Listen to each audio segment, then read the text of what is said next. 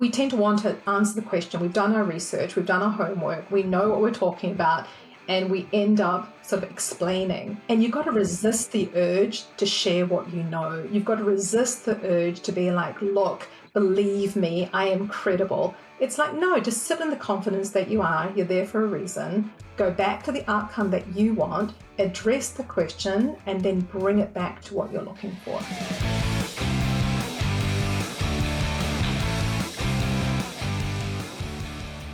Hello and welcome to another episode of Brave UX. I'm Brendan Jarvis, Managing Founder of The Space in Between, the behaviour-based UX research partner for enterprise leaders who need an independent perspective to align hearts and minds, and also the home of New Zealand's first and only world-class human-centred research and innovation lab.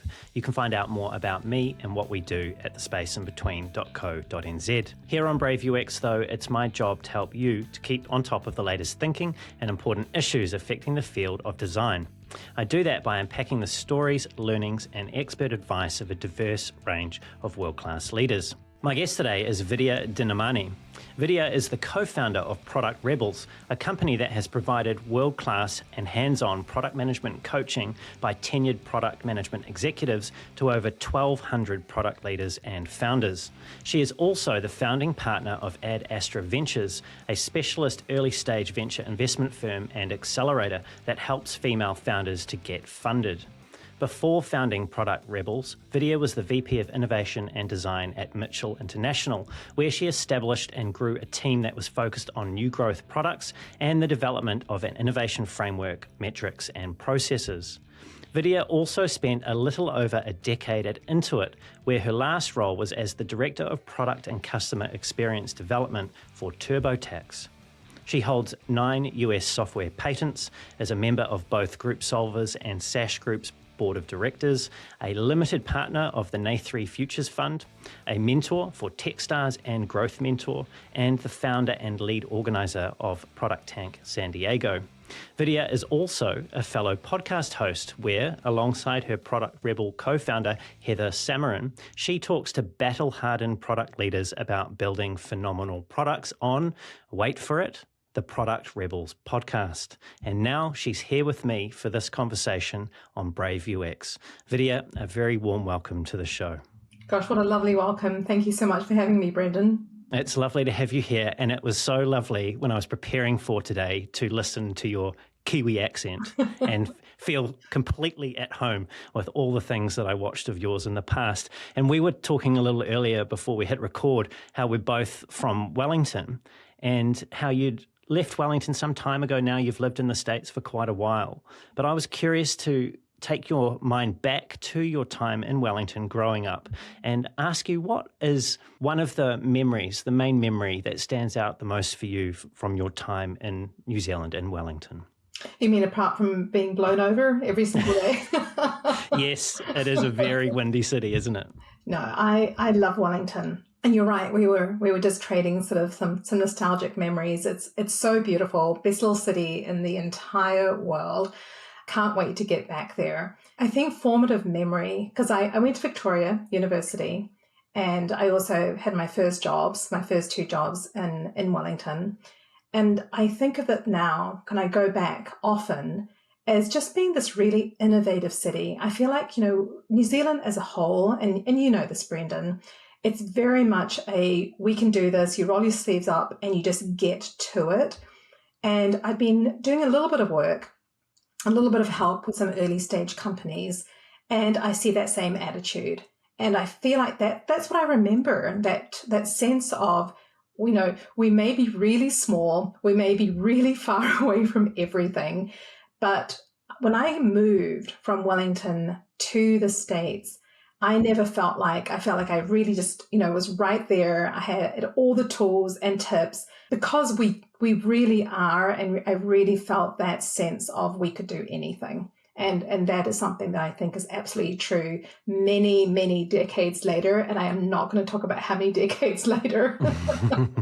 I won't ask you about that either. But you have gone on to do many, many wonderful things. I mean, a few of them I highlighted there in your introduction. And I imagine none of those would have happened if you hadn't have left New Zealand. What was it, though, that prompted you to leave? You mentioned you spent your first couple of jobs here, you studied here, but what was it that you felt, I need to go somewhere else and the States is possibly the place for me? Yeah, it wasn't actually, this is a big admission, but it wasn't actually the States. It was the traditional OE. It's a couple of years out of doing a degree, and much like everybody else, was on my way to England, and my partner ended up doing a PhD here. And so I ended up in Pittsburgh, of all places, on a tourist visa, and saying, if I can get a job within the 3 months that I have, I will stay. And here we are. So I got that job. And that job was a pretty interesting job, if I'm correct and my research is accurate. You got a job in which sounded like a software engineer type role. You were officially a distributed file systems architect. And this was at the Pittsburgh Supercomputing Centre. And when I was reading that, I mean, that sounds like a phenomenal, or at least a very interesting place to have started work in the States. Was it as interesting as it sounded to me? Yeah, absolutely. I mean, it was really exciting projects. I think for someone who was very young, who, I have a physics degree. And so coming into it with some coding, this is why I went into distributed file systems. It was a lot of security. Being able to understand systems was really what I was hired to do. And coming in, I got to support some really incredible scientists from all around the country. They would be doing things like trying to figure out more algorithmically, scientifically, how to think about half-lives of nuclear bombs so they weren't exploding them in our beautiful South Pacific. We appreciate that. Exactly, which is like meaningful work, really extraordinary projects, and doing my sort of small part to be able to support the kind of systems that you needed to do these incredible scientific calculations. That's what these supercomputing centers were all built for. So yes, it was fascinating work. I got to work with some really incredible, brilliant people.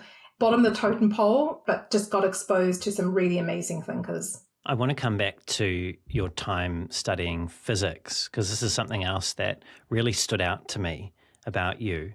And, obviously one of the things about you is that you're a woman, and physics and the hard sciences aren't particularly known for their gender diversity, if you like. They're particularly bent, like I suppose STEM is as well, towards men and males.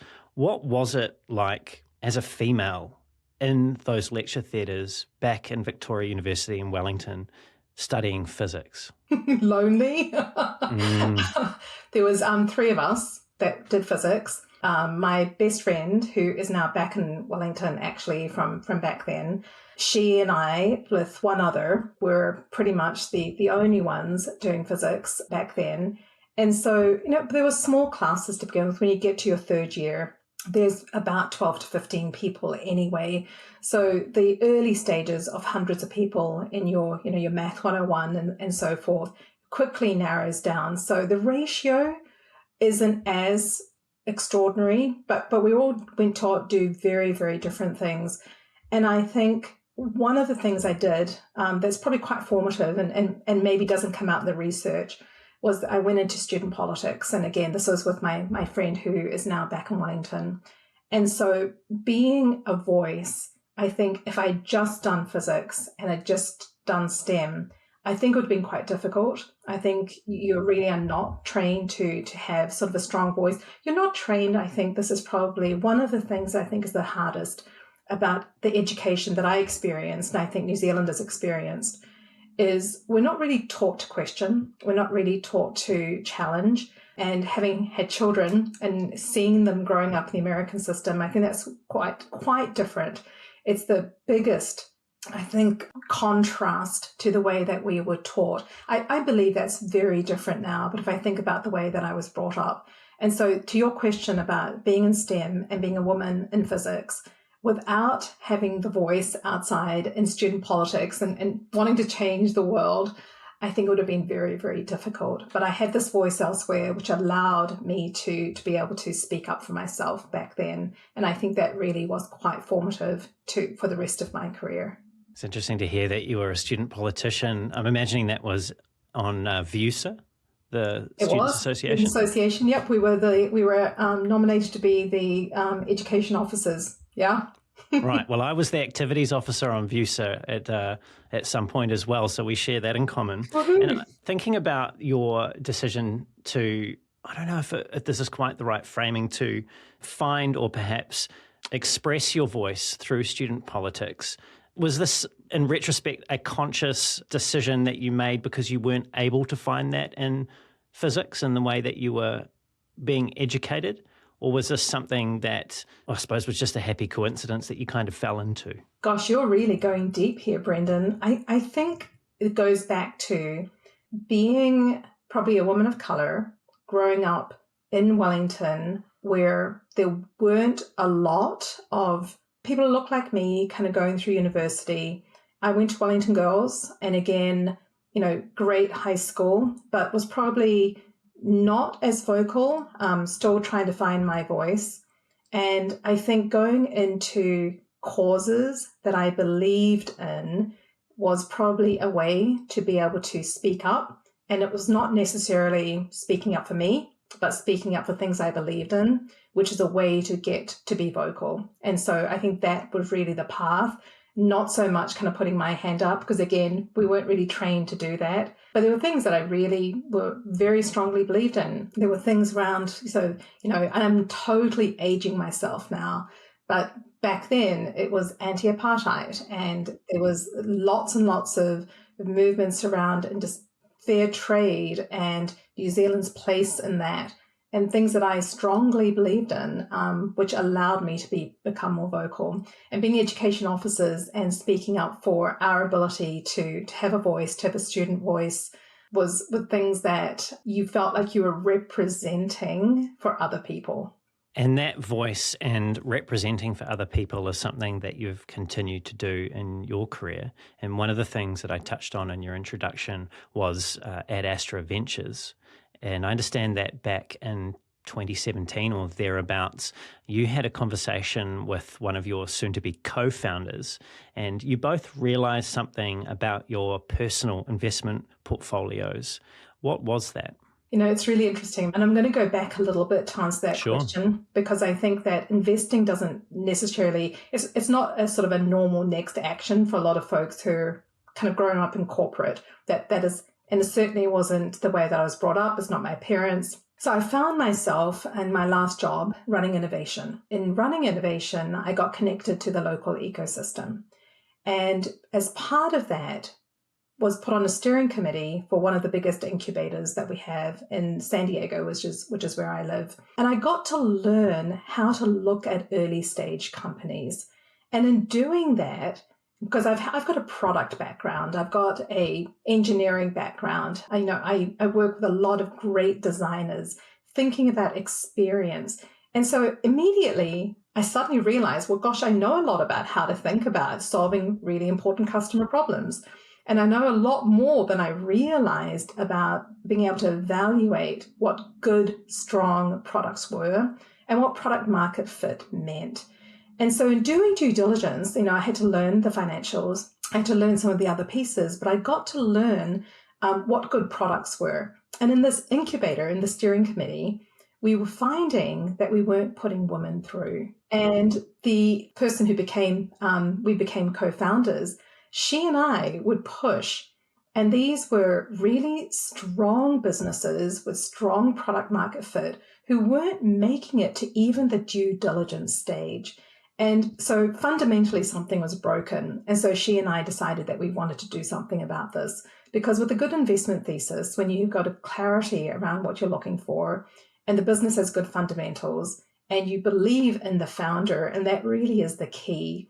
When you believe in the founder and the other fundamentals are right, then you take a risk. And every early stage investment is a risk, but you've got to believe in that person. And they weren't getting to due diligence because the rest of the committee wasn't believing in the person, even though the rest of the information and the data looked right. And so that's what we discovered. And so that's the reason we focused for the first 3 or 4 years on funding women only.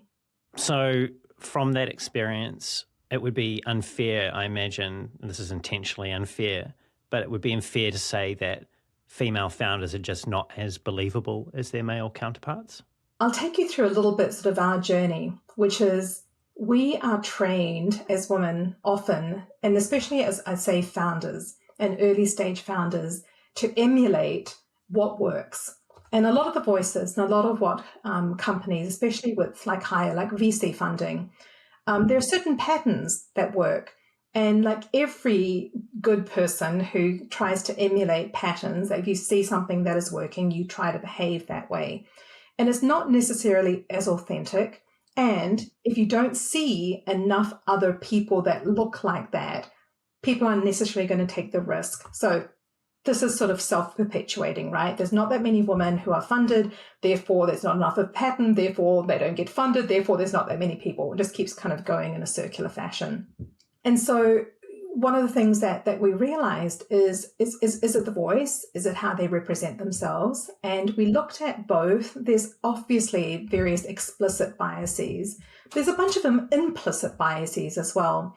And these include the way that people look at you. There's some assumptions that are made in terms of being a female leader.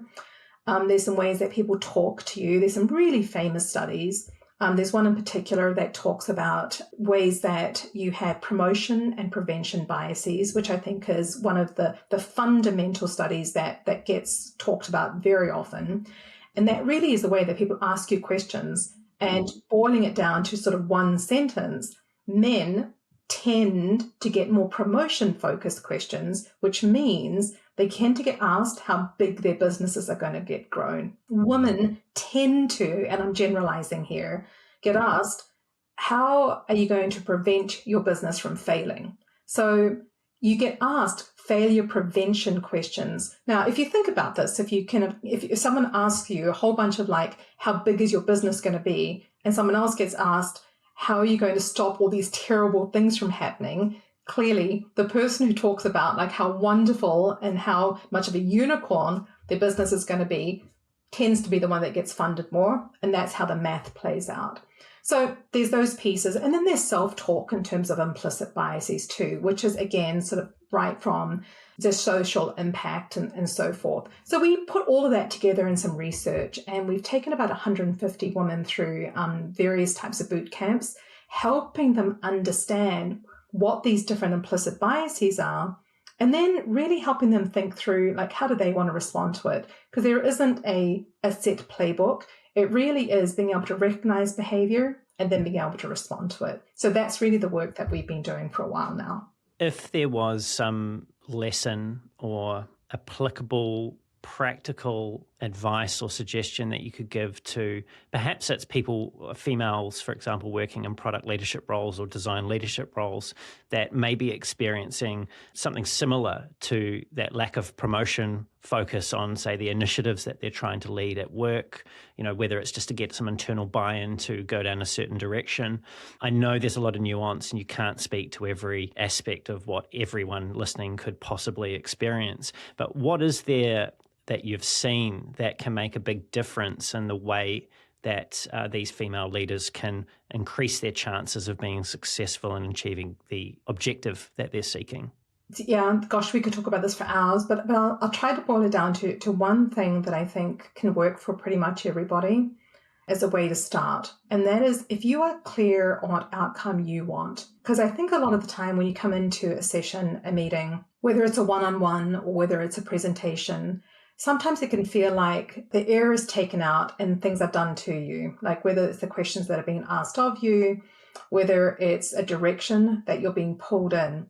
And if you can center yourself a little bit more on the outcome that you want out of this, is it a decision that you want made? Is it some sort of direction? What is it? What is it that you're looking for? And then to sort of bring it back to that direction. Because if you can sort of center yourself in the core of what is it that you're looking for, you can answer the question, but then you can turn it back. And this is often what we talk about with prevention and promotion. If you're asked a risk prevention question, instead of responding to it for 3, 4, 5 minutes, you could answer it in sort of 10 to 20 seconds, and then you can turn it around and talk about what it is that you want to talk about. And so just being able to take a little bit more control, but it requires really paying attention, being able to address it. But we're very much, and I put myself in this same boat, I think so many of us as women are, we tend to want to answer the question. We've done our research, we've done our homework, we know what we're talking about, and we end up sort of explaining. And you've got to resist the urge to share what you know. You've got to resist the urge to be like, look, believe me, I am credible. It's like, no, just sit in the confidence that you are. You're there for a reason. Go back to the outcome that you want, address the question, and then bring it back to what you're looking for. That's such a key piece of advice. Yeah, lots of light bulbs going off for me there, even as a man, just thinking about having that presence of mind to be able to realize the velocity or the direction that a question's traveled to you at, and then be able to respond to it, but then pivot in your response to something that's more outcome focused. It's a really nice nugget to have shared. I want to ask you something quickly about, before we move on to product, about your studies, because I didn't mention this in your introduction, and I feel it's really relevant. So obviously we've heard that you studied physics, which in itself was really interesting, but you also studied in America, right? You did an MBA at Carnegie Mellon, which is a fairly prestigious university, right? So it's very well thought of and highly regarded. What was it that prompted you to go from what you were doing at that point in your career to feel like you wanted to add those 3 letters after your name? Yeah, so I actually, while I was at the Supercomputing Centre, we got together with a few other Kiwis and we created a startup called nz.com. And this is going back a long, long That way. was you? It was us. Wow. Yeah. Yep, I'm familiar with that. Are you? That's so cool. And so it grew very quickly. We were doing this at nights because we were young and didn't need to sleep. And we were, for a while there, one of the fastest growing travel sites, and some really fun stuff. But none of us were business people. You know, I was the closest they got to a business person, which was a little scary. And so I decided I kind of needed to figure out what I was doing. And so I started my MBA and was able to then sort of take on that role and really do a little bit more of the leadership around where do we want to go strategically. I just needed that skill set. I also wanted to be able to shift out of what was a very technical role into something that I was ready to move on. And it's a small group. It's a very research-centered group, not a ton of opportunity to grow. And so that was also a way for me to move on. And I knew that I wanted to kind of like be able to balance both business and technology. That's where my career was heading. That's what I wanted to do. And an MBA at that time was the fastest way to get there. So it was a combination of those things. Well, tell me about a product, right? Product management, because this is a large part of what you're currently doing with Product Rebels, which is helping product leaders and founders to build better product organizations. But I just want to, before we get into the depths of that, just ask you about this, because looking at your career history, it seemed to me that, based on LinkedIn, right, that your first role in product, you kind of leapfrogged the whole standard, well, these days, standard product manager, senior product manager, group product manager, that kind of part of the ladder. And you went straight into working as at a director level. And is this something that was as unusual as it seems, or is this something that was quite normal and was quite well suited to your previous experience? I guess it is unusual. When I finished my MBA, I went to work for Deloitte Consulting. And in doing so, was working with a lot of different product groups. And so I had the product experience. That was in the .com era. We were working, again, I'm totally dating myself, .com era. We were working in lots of different places. I got to work in some really cool companies across the world, actually.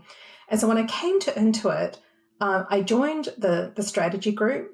And from there, went into a short stint in architecture, went into operations, but the whole time was understanding product. And so moving then into the TurboTax role, the customer experience role, I hadn't been, for the first sort of 4 years of Intuit, 5 years, I hadn't been in a product role, but I'd been around it. And so I knew a lot of people there. I was connected, understood like the back office systems, all the things, the operations work that I'd done was supportive of the products. So it wasn't completely out of left field, although it looks a little bit like that. And I had the background and this experience from earlier. And I think also the technology, the pieces all came together to allow me, because the customer experience role, the GM at that time, what he wanted to do, which I think was extraordinary, and I think so just it was so perfect for the time, was to stop thinking about experiences being almost separate, but start to actually talk about end to end and put people and resources behind end-to-end thinking. So he gave us everyone that we needed in order to create an end-to-end experience. So when I was in customer experience, we had product, but we also had some tax experts, we had design, we had research, and we had front-end developers. So you controlled the entire customer experience, and that allowed us some measure of control that I think a lot of the time product managers don't have. We have so much of the time you have to lead through influence, whereas this was really, it was direct control. And when I left the TurboTax experience, it was a large part of the TurboTax experience and the SKUs with all the connective tissue to be able to create these amazing experiences. So just a wonderful way of thinking about it. And then once you've done that, you see the power of end to end. And that really allowed me to go down the path of the way that I think about product now. But yes, although it looks like it came out of left field, not quite as much as that.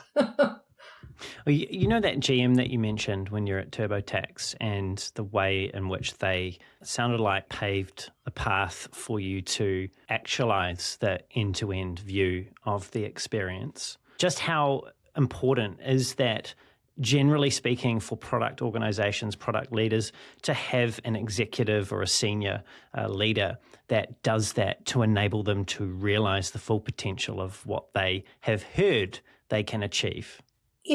I want to answer this probably slightly differently, which is I think what he did was so important because he recognized what was needed for the organization. And so we had an organization that had grown up a very specific way and had done things in a very similar way year after year after year. And for the tax business, you don't have much of a choice. It's not like a product that fundamentally, you have multiple releases. You have one shot once a year, and that's what you build towards. And it's intense, and it's unrelenting, and it's crazy. And so what he wanted was for us to be able to shake things up that gave us much more of a customer focus. And that was his response to doing that. And so what I think is critical is that you don't just bring in a perspective or a point of view of how you've done things before or the latest thinking. It really is you spend time to diagnose, like, what do you have in front of you? What is it that you want to change? And then you apply a technique against it.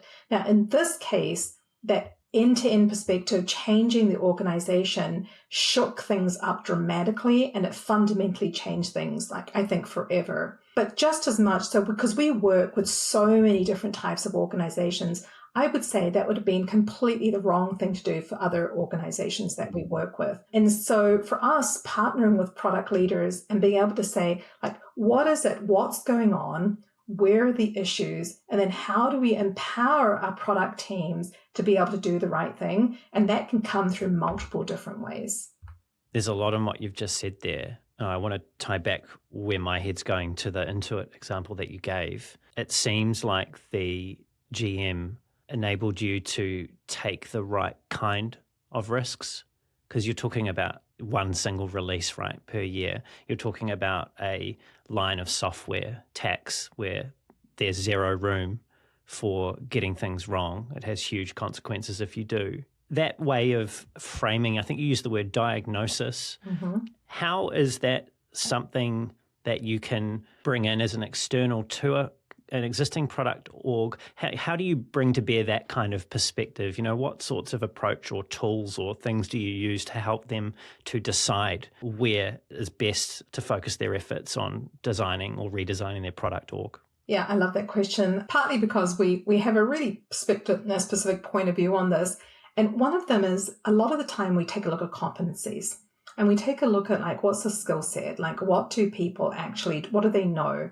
Do they understand the tools and what they have to do? And so much of training and so much of like the way forward is focused on actual people's skill set. But I think there's two more aspects that we bring in that I think are as critical. And the first one is mindset, which is like, what's your approach? What's your perspective? Like, how do you think about this? Like, are you thinking end to end? I mean, that's not a tool. That is like, what does that look like? What does it mean to think end to end? What does it mean to think customer centric? What does that look like? How does those practices show up? How does the leadership team talk about that? And then the third aspect is resources. And is the team actually set up for success?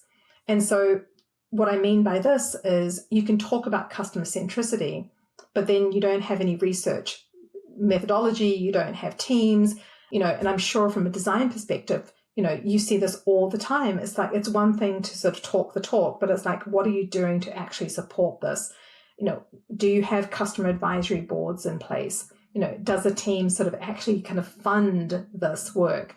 So we take a look at those three lenses. We look at mindsets, we look at competencies, and we look at resources. And it might be you've got an excellent product team, an excellent design team, an excellent research team, but you actually don't have these other two pieces in place, which is actually then a change management, or it's simply sort of funding specific things to be able to enable the goodness that's already there. Now, a lot of the time, you can also say these pieces are competencies. So we come up with a heat map and we start to see like, where is it? And every organization is different. And it's that unique pattern. And then it's a matter of focus. Like, where do you want to start? Because you can't do everything all at once. So where is it that you believe you can get the biggest bang for the buck? And so that really is what we try and partner with our product leaders and the leadership teams to say, here's how we can start. A lot of the time, one of our clients right now, wonderful client, we did a pilot. We took one of their most important initiatives and we actually started working a little bit of a different way. And now we're onto their fourth team. And I think that's the way, because what you want to do is you want to be able to start small. You want to experiment. You want to try. You want to be able to tweak based on the culture and how things fit. And then you want to be able to move and then start actually spreading across the rest of the organization. And so that's the way that we like to work. So the diagnosis, the prioritization, the focus, and then start small. I think a lot of these huge transformations, and we're involved with many of them as well, they're painful, they're hard, they take a really long time. So we prefer to start small and incrementally sort of like work our way through the organization. Speaking of painful and hard, some of the things that, at least to me, it seems like you might run into, some of the closely or tightly held assumptions, perhaps limiting beliefs, things like that, and the current way of working, the comfort that comes along with that, and the change that you represent, as in Product Rebels represents. How do you deal with the tricky stuff? So, for example, like when a senior leader is holding so tightly on to something that it becomes a real blocker in the way of you actually being able to actualize the thing that you were paid to go and do for the organization. What do you do in those sorts of situations? Yeah, two things. One is the way that, I hope this doesn't sound like, you can stop me if it starts sounding like an advertisement, right? Because it's like, I don't mean this to be marketing, but one of the things that the way that we work is it's over 10 weeks. And because it's you have to work on the product, it's not use cases, you have to apply and you have to iterate, as all of us have to do all the time. And so part of that sort of incremental learning, we start to learn the culture. The very last piece of this, and this is from an individual team, this is from the product team, and often it's a cross-functional team that's working on an offering. It's about being able to influence, and it's about being able to not try to influence as an individual, because we're not trying to say you suddenly become sort of way more charismatic and you're going to start influencing, and there's all this. It's like, how do you actually use what you've learned from the customer? How do you build this to build a case? So now, and it goes right back, and I love the fact that you started, Brendan, right back with, I think about sort of standing up for someone else. everything about Product Rebels is standing up for your customer. And so when you then stand up for your customer and you talk about what it is that they need, you speak with a very different type of authority, and you speak with evidence and data, and you paint a picture, you tell a story.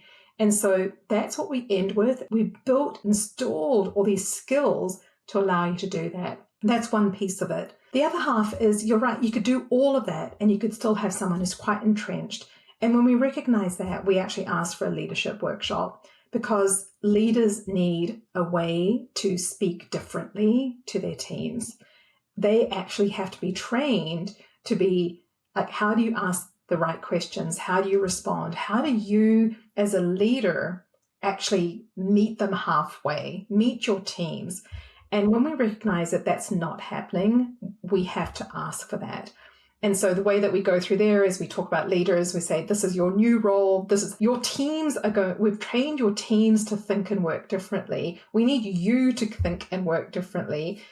Here's what we want you to do. Then we get the teams to come in and present. They do their presentation, and then we come and critique the leaders. So we're like, the teams can so it's just a nice little sort of reversal of roles there. And our leaders are often quite nervous. They're like, okay, now we're on the spot. But we have to expect them to show up differently as well. How are you expecting them to show up? What sorts of behaviour are you encouraging them to exhibit in those situations? Asking the right questions, asking versus telling, being able to talk about where the hypothesis was, ask about insight, talk about different interpretation versus my opinion. So it really is much more sort of probably a Socratic method. It is trying to pull out insight. It's trying to be additive, because a lot of the time they do have additional information. They have context. They have competitive information. They have strategic information that the team may not have. And it's really easy to kind of just stomp on a team. And so it's much more about, how do I connect the insight that you have with this additional information and then be additive and accretive to this conversation. And so that's how we try and work it. There's so much challenge and specific ways that we can approach the communication and collaboration that we have with others. Obviously there we're just talking about the relationship between a leader and a team, but there's also the cross-functional dance that goes on in making products between leaders, between teams. And specifically, something that I was curious about is the advice or the things that you would encourage or coach product managers to, or it could be any manager to be honest, because whether you're in design or product or research, there's going to be demands for your time and your resource coming at you from left, right, and centre, and you have to come to some sort of way of making sense as to what to do. And people don't generally like to be told that they can't have what they're asking for. And you're obviously someone who has led teams. You coach and advise teams. You have your own team.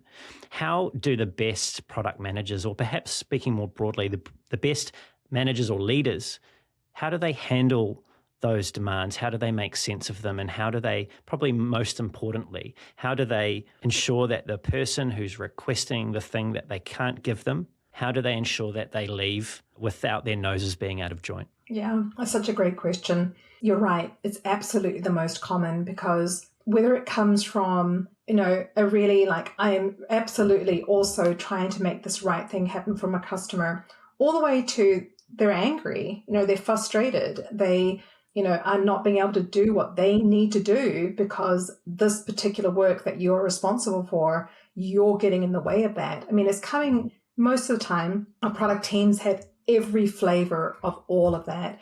And how you prioritize and how you communicate that is critical. And, a lot of the time, we see it's saying no is the most often used word. I really want to turn that into, it's how do you partner to say yes to the right things. And so one of the things that we talk about is how to prioritize effectively. And the conversation around being aligned. And again, this is going to sound so obvious, but I think it's the way that you do this, which is aligning on, let's make sure strategically we're aligned to the business outcomes. There are so many times we come into product teams and they're trying to create a product strategy and there isn't a clear business strategy. And so it's really hard to say anything to a product strategy and a set of product objectives when you don't have a good business strategy and a good business objective. And a lot of the time that's just missing a sort of flavor of the month. So you're not set up for success.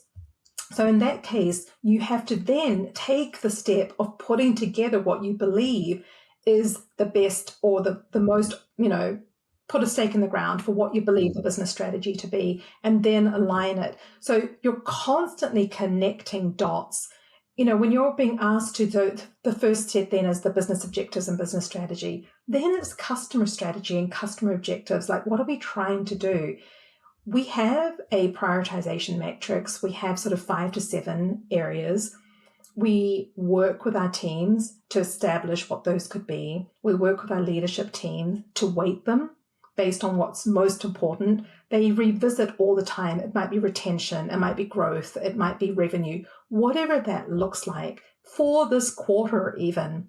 Going back to what we've all said is the most important then allows us to speak the same language. Otherwise, we're arguing, right? It's opinions, it's being able to say, and it's just then defending your choices or constantly overturning your choices because a louder voice or a more senior voice or a customer who you absolutely have to save is taking precedence over everything else. So going back to trying to put some of these stakes in the ground, trying to get alignment on what we think are the parameters first, that's where we start. Because anytime you start with the actual data or you start with the offerings or the features or the products, you are in a losing game. You will never, ever, ever win that game. You have to pull it back to what the structure is, what those parameters are, get alignment there. And then, it's like the answer spits out. It's not you sort of saying like, which am I going to trade off?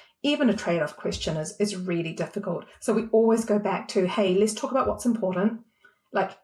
Can we agree on the 4 to 5 things? Let's weight them and let's just now spin these through what we've just said is important. And I know that sounds pretty straightforward, but it's worked for us every single time. It sounds like doing that would allow you to take some of the emotion out of the conversation. It's almost like if you say, oh, we've got a policy that deals with this, it kind of depersonalizes it. In this case, you're pointing at, I'm assuming something like OKRs that have been agreed, or even business strategy if you don't have anything as tightly. And you can kind of sit down with that in the middle and look at it together. Yeah. That's exactly right. And if you don't agree on what those, OKRs or the strategy or the objectives are, then that's a different conversation, right? That's a what are we trying to achieve conversation. That's a much easier conversation because it's you as business together trying to say, what are we trying to do? What's our customer trying to do? Not what's this feature?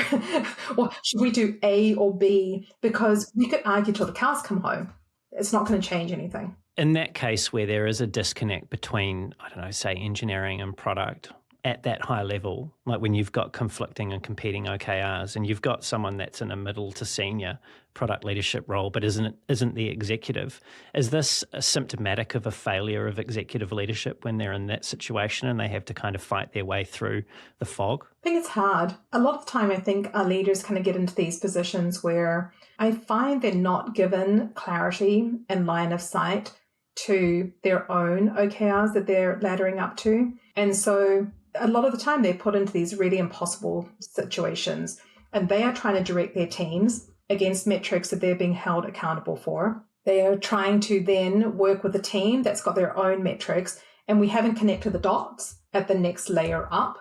And so without that, you absolutely are trying to get two leaders who are trying to do what they believe is the right thing to do. And so, how do you get to that next layer up? You've got to stop thinking about your objectives and you've got to make up, if you don't have them, you've got to try and make up those objectives together and then get alignment. And it does take putting aside your team and your objectives and putting that together. And I find that sometimes the product leader is in a better position to do that because they tend to be a little closer to the business and the customer versus our engineering leader who is much more focused. They have different expectations of them and not always they have as much exposure to the business and the customer information that the product leader has. So I feel like, okay, product leader, you've got more information, you've got more data, step up and do the extra work. Yeah, have the hard conversations. And you gave a really interesting and insightful talk a few years ago to a group of senior IT executives, and it was called, I don't know if this rings a bell for you, Making the Product and Engineering Marriage Thrive. Yeah. Does it ring any bells? It does. It was through 7 CTOs with a really good friend of mine who leads that organization. Yeah, and you talked about a number of what I'm framing as maxims in there for making that relationship work. And I feel like for the people that are listening to this, I feel like this has wider applicability. And so I'm keen to pull on the thread that we've been going down. That's a mixed metaphor, but I'm keen to continue going down this road that we've been traveling and ask you about this, because one of them makes a lot of sense, probably doesn't need a lot of explanation, which is to argue behind closed doors. So when you're going to have those hard conversations about what actually matters between our two functions, do it behind a closed door so your team doesn't see it. That one's really straightforward. But the next one, which is perhaps where I was a little less clear on how to bring it about, which was this maxim that you had of no fences. So what does no fences mean to you? And just how do people enact that? Like, how do they bring that to bear? I love that. Oh gosh, I love the fact that you actually watched that as well. One of my favorite CTOs, he and I were working together, and I remember I had an idea about the architecture. Do I have any any say in how he puts his architecture together? No, I don't, right? It's his territory. This is his domain. But you know what? He gave me the pen and he let me draw what I thought would be an interesting way of putting these 2 or 3 different solutions together, pulling in a security, like a new security company API that I'd heard about. And I wanted to show him how I thought this would work. And that's what I mean by no fences, because a lot of the time we draw these lines that saying this is my area and this is your area. And so we keep ourselves out. And it would have been really easy for him to say, no, like, I don't want to hear it. Like, I got it. I mean, he could have done it very nicely, right? He didn't have to be like, butt out. He could have just been like, I understand, I've got it, I'm hearing you, you're responsible. And so much of the time, even when we're coaching, we talk about we're responsible for the what, and our development teams are responsible for the how. And that's fine at a very high level. But when it comes down to it, we all have points of view. We're all like listening and reading and hearing. And so letting me do that was allowing me to kind of like break through that fence. In the same way, this was months later, he had a point of view on a marketing campaign, which I thought was really funny. He had a completely different perspective on how we could do this. And it's something that honestly, I and none of my team would ever have thought about. And again, I want to hear from him. I want that completely different perspective. So if you let down your guard and you don't get territorial and you let people in, you just drop those fences, I think you learn a lot and you build that trust. And am I expected now being part of every architecture conversation? Absolutely not. But that sense of connection and making that partnership thrive, that's how it happens when you allow people to have those kinds of conversations together. You mentioned expectation there, and I suspect that for no fences to work, there's an expectation that everyone needs to hold that we have no fences, so therefore anyone can contribute some thinking, even if it's outside of their particular specialist domain. But there's also a flip side, and I'm keen to hear if this is the case in reality or has been for you. There's also like another expectation, which is if you offer a perspective that's outside of your area, you have no expectation that that will be enacted. So it's not a contract, it's not an agreement to act. It's a space to share, but there's no expectation. Right. Yeah, that's exactly right. There's no expectation that you're now suddenly an expert because you happen to read an article, and I especially think that's true these days with large-scale data models and AI, that we're all now sort of like, well, I just played with this latest chatbot, this ChatGPT, and so now I have a point of view. No, but I think being able to sort of listen and, to your point, doesn't make you an expert, doesn't even give you a seat at the table. What it does is it builds that connection and that relationship, and it expands your thinking as you, as a subject matter expert in your field. You start to see where other points of view are coming from. And often that different lens is exactly what you need to help shift your thinking. You know, the maxims that you came up with in that talk, one of them, no fences. Another one was tied into the story you told there, which was share the pen. Yeah. Those are quite pithy, right? They're quite easy to recall as a result. How explicit, when you've been working with other senior leaders, at your level of the organization, or perhaps when you're engaging with clients, how explicit are you with these sorts of ways of working? Is this something that you are like, hey, here's how we really like to work? This is kind of essential to success, or is it a little softer than that and it kind of emerges naturally? When we pull teams together, we tend to work with groups, so between 15 and 20, like 16-ish is sort of our sweet spot. We always prefer it to be cross-functional. So we come in saying, who else are you bringing in? So if you've got 9 product managers, we always have design leaders in there. We always want a dev leader in there. Sometimes we have customer success. We've had marketing, we've had sales, but we deliberately choose a cross-functional team so that all those maxims that you just talked about are happening, because again, we're teaching product management, we're teaching customer centricity, but our cross-functional peers are there watching and learning and understanding that this is the new way that the product team is working. And so now they know to ask the right questions. They know that this is what will be asked of them. And so for us, ideally, it starts with the makeup of the coaching session to begin with. So almost every coaching session we have is cross-functional. So it's built in right to the way that we work. And thinking back to when you were a corporate leader within the larger organization, how explicit were you with your peers about, hey, we've got a job to do together? Was this stuff that you left unsaid, or were you really candid with people about how you could work to achieve the company's objectives more effectively? Yeah, very candid. I remember my first job out of Intuit, I came into a company that they wanted me to establish like really sort of a core product function, and really wanted me to bring sort of like a lot of the product practices. And it was a wonderful CEO, I had a wonderful sort of general manager. And I remember saying, one of the things that I want is a product advisory group. That's the first mechanism that I'm going to put together. And that is a group of my peers, was all VPs with the general manager. And we, as a product advisory group, would meet, and I would lead it, but they would see everything that we were doing. And so there were no surprises. It wasn't like the quarterly strategy meetings where they would understand what was happening. And I needed their help because I needed the salesperson to get me. None of my product team that I inherited had ever been to a customer. Not one, never. But I needed that to happen.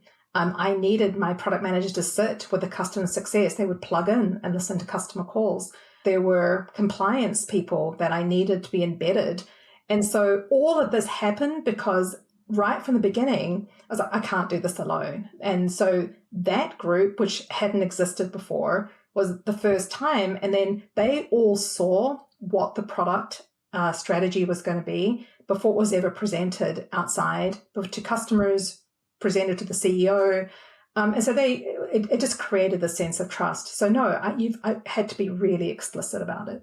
Speaking of no fences a little earlier, there's something that you've previously said about the role of product managers, and I've got what might be quite a long quote here of yours, so bear with me as I go through this. So you previously said, if you think about what a product leader is responsible for, what we care about is bringing customer insight into the organization. We are, and we take this really seriously, we have a voice of customer. So what does that mean? It means that we go and talk to customers, we listen to them, we watch them, we follow them home, and then we bring back that learning and that insight into our organization. I promise this is nearly over. And what we want is for people to communicate that effectively so everyone gets it. So what you were talking about there, the situation of turning up and no one in your product org had access to customers, I can clearly see why you would do what you did in order to enable that to happen. But just thinking and reflecting on the way in which you described the role there of the product leader and what they're responsible for, that sounded to me very much like how some designers and most likely UX researchers would see as their role. And I was curious to ask you about whether or not there's any conflict or tension that exists between the identity of how product as a vocation is evolving and how other vocations that are tangential like design and UXR, for example, have evolved. Wow. So it's interesting because I actually had a really long conversation with someone I think is quite extraordinary in the research field. And he has this whole concept of UX. He leads UX and thinking like a detective, like interrogating the data, finding the insight. It's just fascinating. Is this Dr. Ari? It is Dr. Ari. And we had this really interesting conversation and then ended up talking about, the so-called tension, because I've heard this before and I've had people ask me about this before. So I have worked in organizations where there's been UX functions. And I think UX functions where they go after really big, important questions, which are often longitudinal, often take time, often take significant resources. These big questions. It's a discipline. You've got to learn how to do that. You've got a skill set associated with knowing how to do this. There is a place for that. From a product perspective, being close to your customer, and we call it, from Product Rebels, we call it scrappy research. And it really is to distinguish it from probably true UX research, because scrappy research means you've got to identify a hypothesis, something that is stopping you to move forward with confidence in a product decision. So how do you learn quickly? How do you get in front of that customer? How do you make that decision? How do you learn and how do you go forward? You don't want to bring in someone who's like deeply trained to be able to they don't need that skill set. It's kind of like, this is probably a terrible analogy. I've never used it before. So if it fails, Brendan, please don't ever quote me on this again. But it's kind of like you'd never get sort of like a mechanic to sort of like, fill your car with gas, right? Because you should do that. You know how to do that. Just go do it and move on. Like, that your car is empty, go and do it. Whereas if something is broken and like, you've got to go have someone who's actually understands how to do this. So it's kind of like product managers should understand sort of how sort of a car works. I'm going to stop with this analogy here because I know nothing about how cars work, so it's going to fail. But you kind of need to know enough about research to be able to understand, like, what am I trying to do? What am I trying to learn? And you should be able to then go forward and be able to learn that. If you are trying to create a new product discovery, if you need to do a specific quant study and you need to be able to do, or like you need eye tracking sort of studies, again, there are trained experts who know how to do that. Small, fast research where you stay close to your customer should be in the realm of product managers. So I think they coexist. I think there's a place and time for both of them. A lot of the time in smaller product teams and smaller organizations, especially in startups, you don't have those wonderful resources. You've got to do things yourself, and then you engage usually agencies to do some big work. So any product manager should be well versed in a plethora of fast learning techniques. They should not pretend that they are a researcher. Would that sort of answer the question? Yes, and let's go further. So thinking about that, you used that analogy of the filling up of the gas tank or the fixing of the car. Uh-oh. And no, don't worry, I've got you. You've got the various levels of, I suppose there's proficiency or expertise, whatever it is that you want to call it, that is required to solve particular types of problems. And it's kind of, need a sledgehammer for a nail type of thing, right? That's kind of what's going on for me there. What is, when it comes to research though, and if we were to get specific, just how well versed is the minimum that you would expect a product manager to be in? Are there specific techniques that scrappy research is made up of? There certain ways of reflection, for example, that you encourage product managers to go through? Like, how do you know as a product manager, if you're tasked with doing research, that you have what it takes to bring to bear as much rigor that is required to have a useful outcome to make a decision on? Good. Well, I think the most common technique, the two techniques I think every product manager should be able to really have under their belt, is being able to conduct a great interview and to be able to do observational research. And so for an interview, and for both of those, you need to be able to identify who it is that you want to learn from. So there's an element of understanding your persona, being able to screen so that you're very clear that you're not just learning from anybody. It's got to be learning from exactly the right person that allows you to get the information that you need. You need to be able to put, so there's an element of being able to put a screener together and being able to identify exactly who it is. Then creating a really clear interview that has a set of open-ended questions that start with a hypothesis that allow you to get a result that you can interpret. And you conduct the interview in a way consistently that allows you to form a pattern and create an insight. So to me, the steps are, start with a hypothesis of what you believe to be true, create a specific interview that allows you to learn from that hypothesis, and then look at the data and form an insight that creates an action that you can take. That is sort of the core of what a product manager should be able to do. And you should be able to do that through either an interview or through observation. Both start with the hypothesis, both end with insight and action. That is the basic. There's lots of other smaller techniques, lots of different studies and so forth that you can add on, but that's the core. How bright or bleak, from the perspective of a product leadership coaching leader of your own company, right? That's what you do. How bleak or bright do you feel the future is for UX research in its current state, or its current way of what you imagine it believes itself to be? I think that it's mixed, partly because I think there are some really interesting pieces of research. There's some really good people out there doing research. But I don't know, and this is something that, this has been right back to corporate days. The focus was you've got to learn the business and you've got to understand what the business is trying to learn. And I think a lot of the time when I had issues with the UX and research teams, the clarity, and I talked about a clear hypothesis. The hypothesis is business hypothesis often when you're doing big research projects. The insight leads you to action. And I felt like instead of it being, to me, it's a third, there's really strong clarity on what you're trying to do. There's the actual meat of the research itself. And then there's discipline around what does this mean and what should we do? The recommendation is action to be taken out of it. And it felt like it was sort of more like 10, 80, 10 in terms of where the research teams were spending their time.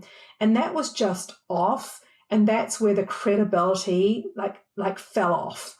And that's why research teams, I think, weren't as used or weren't seen as useful. That is something that can change with the right guidance and with the right focus. For whatever reason, I felt like that was always a miss, Brendan, and that's why I say it's mixed. When you get it right, and when it's an integral part of the business and what you learn, I can't see how you could do without it, because then you've got a core group of people who are moving the company forward. Unfortunately, a lot of teams don't work that way. I'm really pleased that you brought some of that candor that you spoke about earlier there, so that people could hear that perspective. And I think, this is my assumption, most listening to that will know in their bones for most of what you said to be true about the way in which UX research or UX is seen, and therefore the self-imposed limitations, perhaps, not always, but sometimes, that is imposed on its ability to exert the type of impact that it would like to have on the products and the experiences that our customers and our users are using. So I really appreciate you being so clear and candid there. I want to come back to just a quickly before we wrap things up, I want to come back to a statement that's on the Product Rebels website, which is, and I'll find it here, it is, "We coach, we don't train because it doesn't work." Now that's quite definitive, right? Like that's like a line in the sand. It's an underlined sentence, right? Like it's emphasized. What is it about traditional training that doesn't work for product management? Yeah, and I think we say that because I've sent so many people to training. When you go to training, you kind of go off, usually like away from your desk and your work. You go learn some really beautiful case studies. You get inspired, you get excited, you come back after usually a nice weekend, somewhere good. You come back to your desk and you get all enthusiastic about sort of making this impact in your business because you just went on this training and you can't. And then you get slammed into a wall and then you get slammed into another wall. And it's just like, death by 1,000 cuts. And then and then you just get depressed and it's gone. And you're in a worse state than when you had the training, right? So we hate training for that reason. Coaching is we meet you where you are. Like you're not going anywhere. This is you in your job with your work and your product and all the painful people that you have to work with and that customer that is in your ear day after day. And it's like, what do you do? How do you deal with what you have right now and the reality that you have? Not some pretend one, not some fantasy one, but like today. And how do you then practice? Because the other thing about coaching is kind of like, any game, you kind of got to do the fundamentals over and over and over, and you got to practice them. And you can't do those amazing moves unless you get the fundamentals right. So if we coach you on the fundamentals and you get good at them and you practice and you get hurt, you come back, you talk about it, and you're like, okay, I'm going to try this differently. You go back out there. We keep sending you back out there and you keep trying. And for our experience, after about 10 weeks, things change. That transformation, because now you've got the skills, you've tried it, you've got coached, you've got the feedback. Are you all the way to bright? No, but you've got the fundamental skills. And so that's why I think coaching is so different. Because people, it's like, you talked about the candor right now. You kind of need someone to just tell you, no, that's just wrong. Or, let's talk through what you just did. And let's maybe think about this a different way. And someone that is just all there for you, wants you to succeed. And it's not about me just sending you content. It's about really wanting you to be successful. So that's for us. That's why it's underlined. That's why we think about it so fundamentally different, because we've been there, we've done it, and we've sent people there, and we want this to work. One of the aspects of product management and product teams more broadly that can lead to people within those teams feeling a bit battered and bruised, and I'm sure you have a bit of feedback on this come back from the people that you're coaching too, is the backlog and just the relentlessness of the backlog and I suppose in a poorly managed organisation, the ineffective prioritisation that goes on with regards to the backlog. Now, I was speaking with a CEO of I'd say they're a small size US market SaaS company that makes software for our industry last year. And, they've got a couple of hundred people, so it's not tiny. But he said to me that what they realized is that their backlog was years long. I don't know how many years, but it was years long.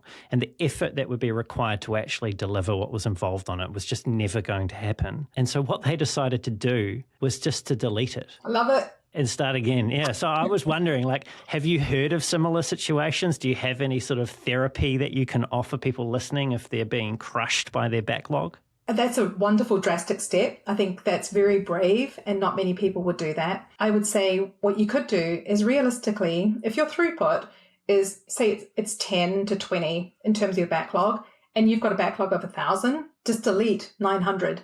You don't delete all of it, but just delete 900. Things will find their way back if they need to be, because people will want them. It's painful trying to go through this. I have been in teams where we have gone through everything so people have felt heard. I've put a team together and we just sit there and it's like for a week you just go through this, but with a goal to say this is the number. It's not going to be any more than 100, because 100 represents a year's worth of work. and we are never going to have more than 100 things on here, or whatever your number is. But you could, to meet your team and your example halfway, just get rid of everything that is anything more than like 2/3 of it and just remove it. But then what you need to do is look up front. We talked about prioritization, the criteria beforehand, is really like, really focus on what gets to go in, control the input. So many organizations let anyone put anything into the backlog. It literally is sort of like, an open field that anyone can write into. And it's like, no, you have to control that. It's precious. It's like your roadmap. It is precious. There's these set of questions, and I can only recall one of them that sometimes I've asked myself in separate circumstances, whether it's like a personal circumstance that I'm not happy with or a business circumstance. And this one of these questions is, how have I been complicit in contributing to the circumstances that I'm currently experiencing? And I kind of feel like that those kind of reflective questions, if you find yourself in a drowning situation with a backlog, are probably key questions also to be asking yourself as a leader. That's a great question. It's like, what am I doing to make the situation? Yeah. Absolutely. It didn't just happen. It didn't just happen. And it's not just continuing to happen either. Yeah. Vidya, just be mindful of time. As we bring the show down to a close, I have one final question for you. And that is, if people have listened to this episode, they've listened to your introduction, the types of things that you've been saying, there will be those that are inspired by your story, by the things that you've managed to achieve, the things that you're still doing. And they may be wondering whether they have what it takes to do something similar. I'm curious for you to share with me and everyone listening, how have you engaged with those types of thoughts, perhaps some self-doubt? What things have you told yourself when you've not been sure that you'd be successful that have served you particularly well in your career? I think I've always relied on working with people who I can learn from. And so, and I'll just give you the one example, but this has been true for everything, is, whether it was kind of going to an MBA and sort of learning. I fundamentally love learning. I want to be always learning. And when I went into, because what I see my future in is continuing to be an advisor, continue to focus on product market fit. And when I went into trying to understand early stage companies, is being surrounded by everyone who knew, every single person in that room knew more than I did. And it's often a scary position to be in because you feel like you do know nothing. And so it's really hard to sort of beat yourself up because you literally don't know anything. So if you can put yourself in those situations where you can go and just surround yourself by everyone who knows the thing that you want to be able to learn, and put yourself in that place of vulnerability and just soak it up and learn, that's always what's worked for me. And I think I just don't ever pretend I know anything, because it's really easy when you get into that situation where it's something new, and to be surrounded by experts. People love sort of helping. People love telling you what they know. So just go listen. It's an excellent place for us to end today's conversation. Vidya, what a wonderful conversation to have had with you. Thank you for so generously sharing your stories and insights with me today. This was just such a fantastic conversation. Everywhere we went, the research you did, Brendan, I am just blown away. Thank you for taking me to places and memories that I haven't visited for a long time. I really appreciate it. Oh, it's my pleasure, my pleasure.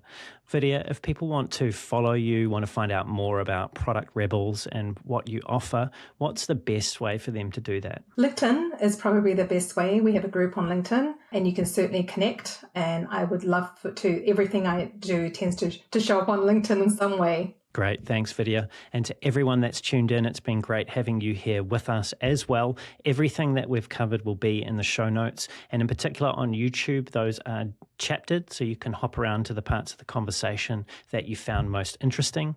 If you enjoyed the show and you want to hear more great conversations like this with world-class leaders in UX research, product management, and design, don't forget to subscribe to the podcast so it turns up every 2 weeks.